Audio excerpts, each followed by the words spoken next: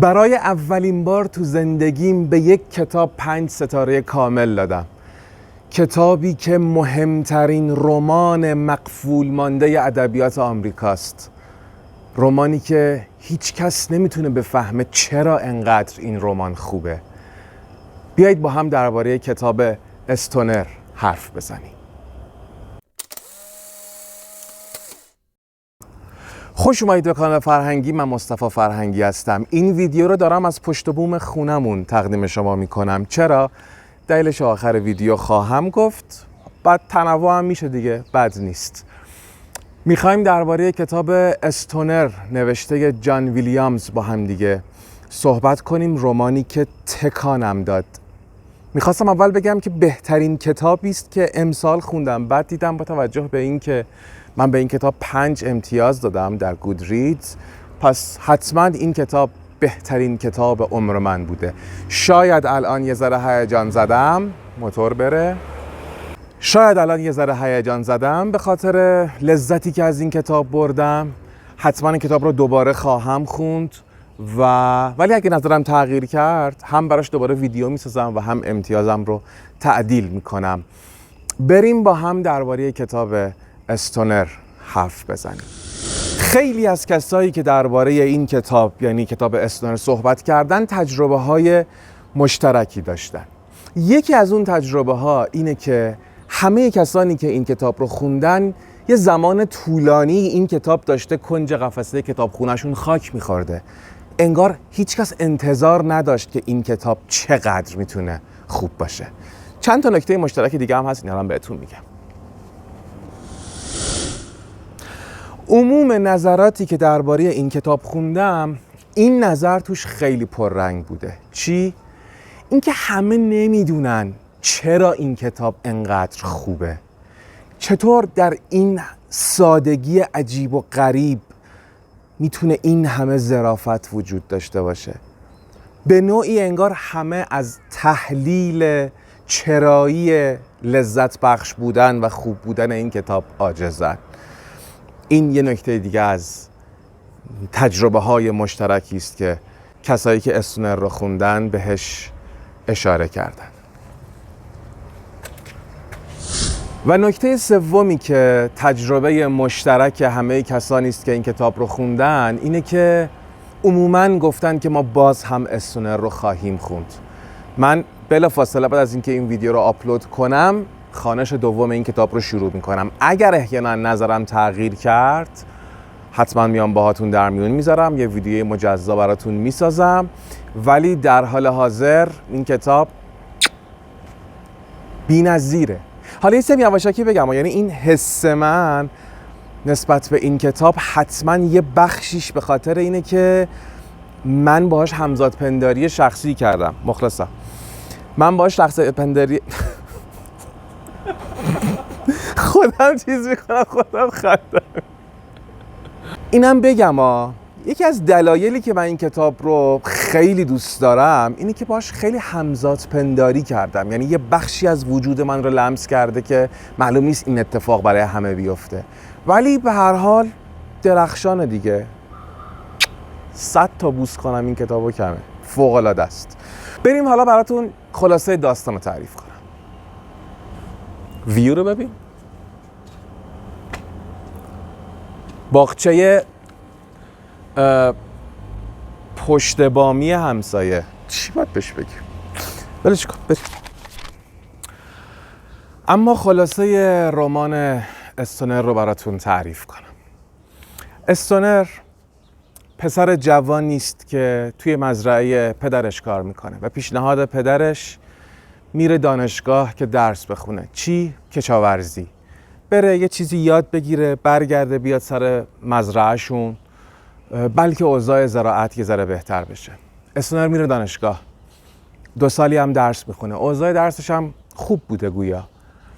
اما بعد از 2 سال سر یه ماجراهایی این شیفته و دیوانه ادبیات میشه. تغییر رشته میده، ادبیات رو تا دکترا ادامه میده، ازدواج میکنه، مشغول کار میشه، بچه دار میشه و هیچ وقت بر نمیگرده مزرعهشون. توی کار شرایط نسبتاً تثبیت شده ای داره، بازنشست میشه، مریض میشه و میمیره. داستان به همین سادگیه. میبینی چقدر داستان ساده است؟ هیچ پیچیدگی عجیب و غریبی نداره. اما اون چیزی که استونر رو استونر میکنه شخصیت پردازی فوق‌العاده‌شه. استونر نه با شادی‌های زندگی شاد میشه، نه با تلخی‌هاش فرو میپاشه. استونر با ملال، با تلخی، با شکست زندگی میکنه و فقط زندگی میکنه. هیچ چیزی در زندگی هیجان زدش نمیکنه. تنها چیزی که ما در زندگی استونر بارها و بارها بهش رجوع میکنیم کتابه.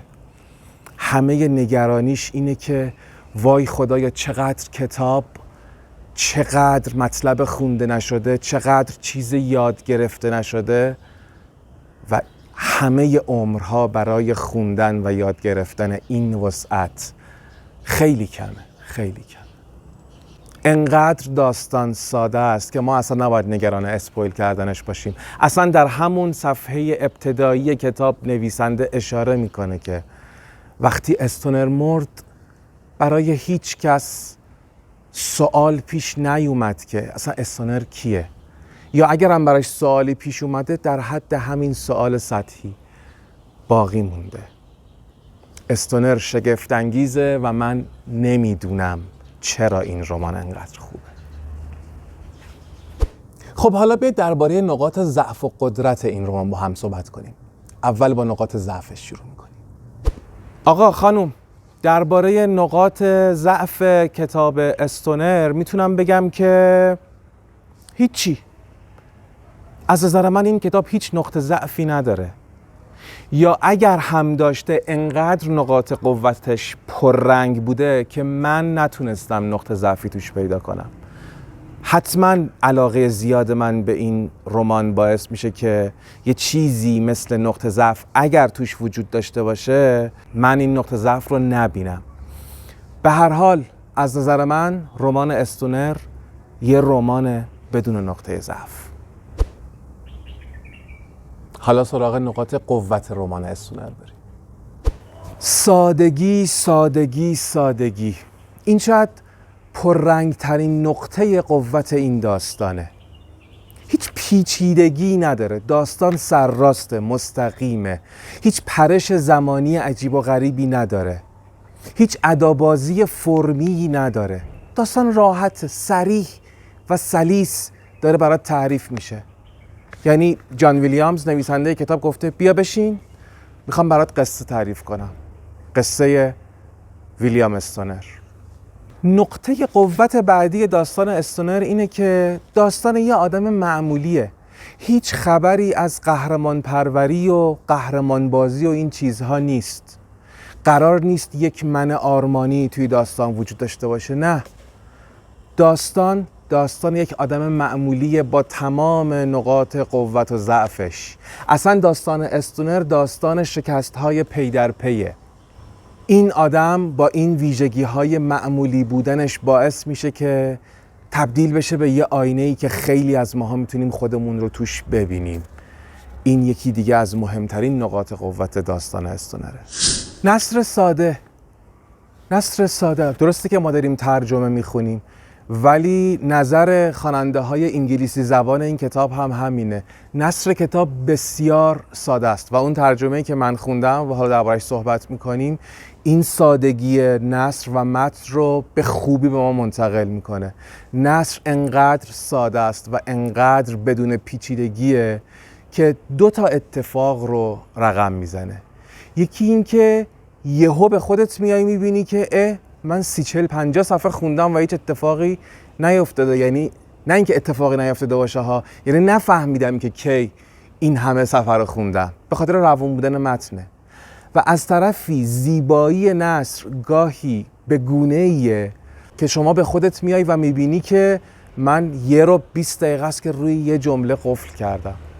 خیلی این میتونه درخشان باشه. این اثر، این ویژگی چیزی نیستش که توی کتابای زیادی بتونیم پیداش کنیم.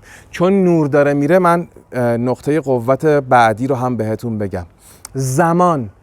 داستان به شدت روان و خوش ریتمه به لحاظ زمانی و نویسنده هر چیزی که لازم بوده رو گفته. یعنی بعضی وقتا تو یه خط داستان 1 سال جلو میره و گاهی وقتا مثلا چه میدونم داره یک درسی ارائه میشه، داره یک کنفرانسی ارائه میشه و چون مهمه و چون تاثیرگذاره 30-40 صفحه نویسنده درباره همون یه پلان برای ما داره مینویسه. میتونیم بگیم که مسئله زمان و ریتم داستان یکی دیگه از نقاط قوت رمان استونره. انقدر ضبطمون طول کشید که هوا دیگه رسما تاریک شد. این چند تا نکته‌ای که مونده رو همینجا بهتون میگم و فکر میکنم که نکته‌های شنیدنی هستن. اول این که بگم کتاب استونر در سال 1965 در آمریکا منتشر شد و متاسفانه اصلاً استقبال خوبی ازش نشد. اون سالی که این کتاب منتشر شد کمتر از 2000 نسخه از این کتاب به فروش رفت. شاید یکی از دلایلش اینه که این کتاب درباره شکسته و اصلا از اون قهرمانی ها و قهرمان پروری هایی که ما توی ادبیات و سینمای آمریکا سراغ داریم توی این اثر خبری ازش نیست. ولی حالا تو نکته های بعدی بهتون میگم که چی شد که این رمان انقدر کم البته انقدر دیده شد که تبدیل شد در 1 سالی به پرفروشترین کتاب اروپا. حالا چند تا نکته جذاب من درباره این اثر بهتون بگم. یکی این که سال 2018 دانشگاه تگزاس یک کتابی منتشر کرد که بیوگرافی زندگی جان ویلیامز بود. اسمش هم گذاشت، خیلی اسم باشکوه و جذابیه، مردی که رمان کامل را نوشت. اگر بتونم اسم انگلیسیشو درست بخونم، The Man Who Wrote the Perfect Novel. خیلی اسم جذابیه. به نوعی داره مهم بودن این نویسنده و مهم بودن این اثر رو به ما نشون میده. نکته دومی که میخوام بهتون بگم اینه که رمان استونر به بیش از 12 زبان ترجمه شده و جالبه بدونید که آنا گاوالدا، نویسنده نسبتاً مشهور فرانسوی که منم خیلی دوستش ندارم، 2 تا کتاب ازش فکر کنم خوندم، یکی دوستش داشتم و یکی هم رمان گریزناپذیر. ایشون رمان استونر رو در فرانسه به زبان فرانسه ترجمه کرد و خب به هر حال شهرت آنا گاوالدا باعث شد که این کتاب در فرانسه هم خیلی خوب دیده بشه. همونطوری که گفتم رمان استونر در سال 1965 که منتشر شد به هیچ عنوان استقبال خوبی ازش نشد، اما یواش یواش و از سال 2000 به بعد که یه سری نویسنده و منتقد شروع کردن درباره این کتاب صحبت کردن، نقد ارائه کردن و توصیه کردن، این کتاب یواش یواش دیده شد و در سال 2012 تبدیل شد به پرفروشترین کتاب اروپا. بجز آنا گاوالدا که ازش اسم آوردم، جولیان بارنز هم در معرفی و نقد و پیشنهاد این کتاب تلاش بسزایی کرد و خب باعث شد که این کتاب بیشتر دیده بشه و به جایگاه خودش، به جایگاه واقعی خودش نزدیکتر بشه. یه منتقدی هست به اسم جان مکگاهرن، اگر اسمشو باز درست خونده باشم، توی مقدمه استونر نوشته که این رمان درباره کار کردن و این کار لزوماً فقط کارهای سنتی مثل کشاورزی و یا کارهای شهری و حرفه‌ای مثل تدریس در دانشگاه نیست. درباره کارهای دیگه‌ای هم هست که ما اونها رو رسماً کار نمیدونیم، مثل تمام کارهایی که در زندگی یک فرد انجام میده، تمام کارهایی که یک فرد در روابطش انجام میده. در واقع میتونم من اینطوری ترجمه کنم که این رمان درباره عملگرا بودن یا در نقطه مقابل منفعل بودنه. ولی من فکر میکنم این نکته رو میخوام اضافه کنم، ولی من فکر میکنم که این رمان درباره شکست‌های پی در پی.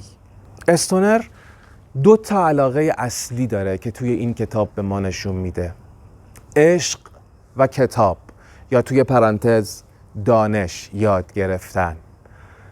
و استونر برخلاف چیزی که ما در کتاب میبینیم واقعا توی هر دوتاش شکست میخوره. پس این کتابی است درباره شکست.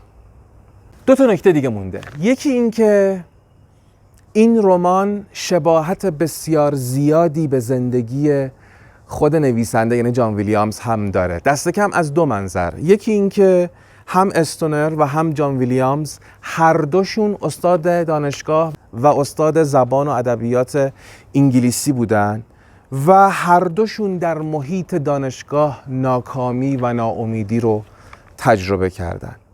و نکته آخر که میخوام بگم اینه که قرار بوده سال 2015 یه فیلمی از روی این کتاب ساخته بشه و کیسی افلک قرار بوده که نقش استونر رو بازی کنه، ولی خدا رو شکر تا این لحظه هیچ خبری از ساخت و پخش این فیلم در دست نیست. گویا اینکه کنسله. آقا نسازید، از روی رمان‌های خوب فیلم نسازید، خاطره خوب ما رو از اون کتاب خراب نکنید. اما جان ادواردز ویلیام نویسنده رمان استونر کیه؟ 1922 در تگزاس به دنیا میاد، 1994 فوت کرده. نویسنده، شاعر، ویراستار و استاد دانشگاه بوده. در سال 1972 به خاطر کتاب آگوستوس برنده جایزه کتاب ملی آمریکا میشه و تو دانشگاه هم ظاهراً هنر خونده. البته یه بار یک سال یه رشته میخونه، اخراج میشه، بعد یه فاصله میگیره و در دانشگاه دنور هنر میخونه. استونر که در سال 1965 منتشر شد، سومین کتاب جان ویلیامز بود. قبلش هیچ چیز جز شب منتشر شده بود که رمان بود و کتاب دیگه‌ای به اسم چشمانداز شکسته که این شعر بود. ویلیامز در روزهای آخر عمرش داشت یک رمانی می نوشت که ظاهراً اسمش بوده خواب عقل، ولی خب متاسفانه اجل مهلتش نمیده و این رمان ناتمام میمونه. توی مصاحبه ای از آقای ویلیامز میپرسن که آقای ویلیامز، آیا ادبیات برای سرگرمی نوشته میشه؟ و ایشون خیلی قاطعانه این موضوع رو تایید میکنه و میگه که حتماً و اساساً ادبیات اگه توش لذتی نباشه یک چیز احمقانه است. عین نظر من دیگه. من فکر کنم قبلا بارها گفتم هر چیزی که دارید میخونید، بهترین اثر داستانی دنیا، بهترین کتاب دنیا، حتی همین استونری که من انقدر دارم سنگشو به سینه میزنم، اگه دارید میخونید و بهتون لذت نمیده بذاریدش کنار. شاید این لحظه، شاید این روز اون روز و لحظه مناسبی نیست که این کتاب خونده بشه.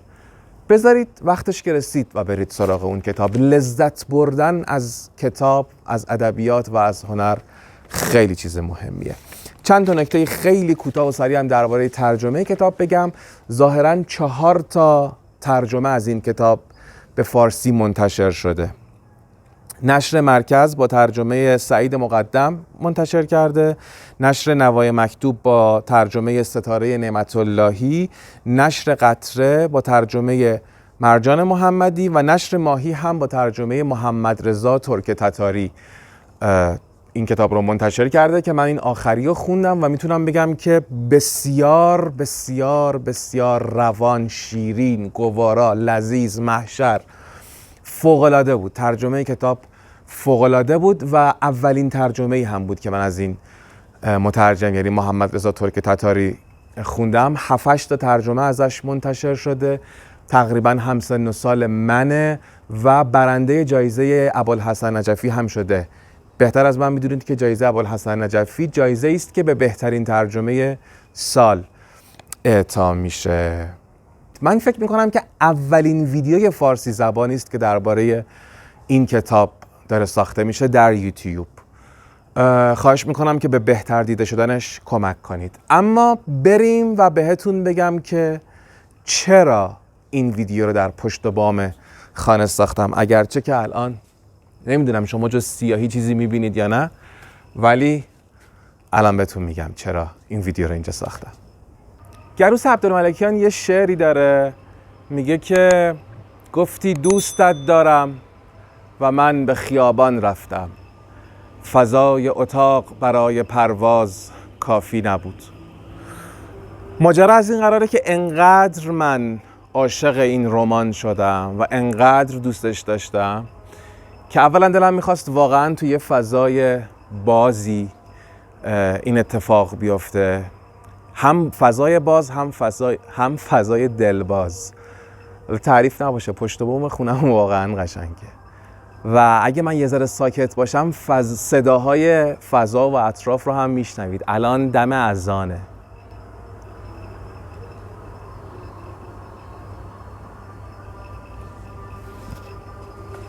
نمیدونم چیزی شنیدید یا نه، ولی به هر حال دلم میخواست توی فضای متفاوت و یه ویدیوی متفاوت درباره کتابی که به نظرم متفاوت ترین کتاب زندگیم بود درست کنم و بسازم.